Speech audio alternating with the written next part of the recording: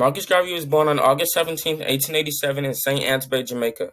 His parents were Sarah Richards and Marcus Garvey Sr., and his mom was a domestic servant and his father was a stonemason. Marcus Garvey was also the youngest of 11 children. Despite being an avid reader, he dropped out of school at the age of 14 and moved to Kingston to become a printer's apprentice. While in Kingston, he led a strike at the printing office, and after leading the strike, he traveled to South America and Central America between 1910 and 1914. A personal experience that influenced Marcus Garvey was leading a strike at his job for higher wages.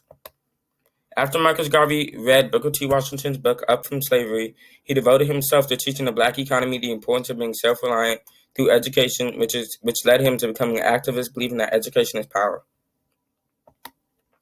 After the creation of the UNIA, the organization moved into the U.S. in 1916, and that branch was based in Harlem, New York. The numerous demonstrations and parades held helped spread Garveyism and encourage African Americans to be proud of their African descendants and return to Africa. Most events were held at Liberty Hall, and the people who participated in these events believed they were a show of the movement's strength. Garveyites believed in creating their own businesses, their own spaces with black-owned businesses. Garveyites also believed they needed to create an independent black economy within the white economy.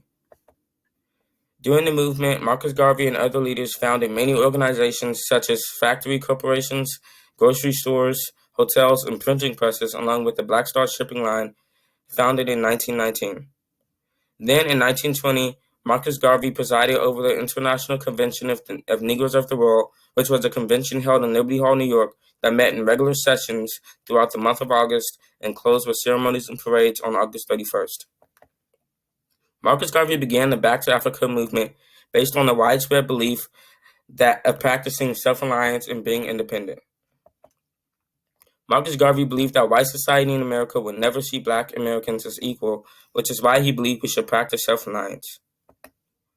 To realize Marcus Garvey's dream and bring awareness, I can make my own business and rise above the stereotypes and limits. 40% of black-owned businesses have negative profits and also have a lower survival rate than white-owned businesses. In 1997, the likeliness of black-owned businesses and white-owned businesses closing was 26.9% and 22.6%. In 2022, there have so far been 134,567 black-owned businesses open. Even before the pandemic, 8 out of 10 black-owned businesses failed within the first 18 months.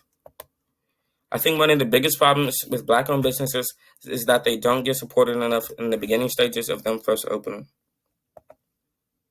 The business I picked is called Uncrowned Kings, and they sell clothing such as hoodies and shirts. Their mission is to be a brand of empowerment for black people of all ages, and Uncrowned Kings sells clothing such as pants, crowns, jackets, sweatshirts, and sweatpants, and t-shirts.